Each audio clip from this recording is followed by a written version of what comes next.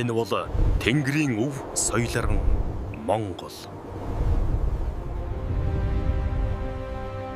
Өнөөдөр энэ газар уламжлал ба ирээдүг нэгтгэн шин түүх бичиж байна.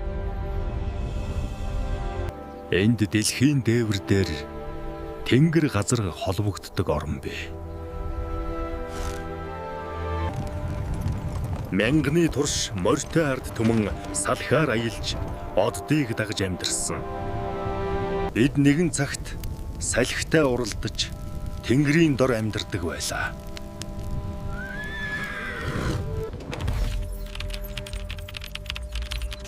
Одоо бид Тэнгэрт нисэлж дэлхийтэй онлайн холбогддог болсон.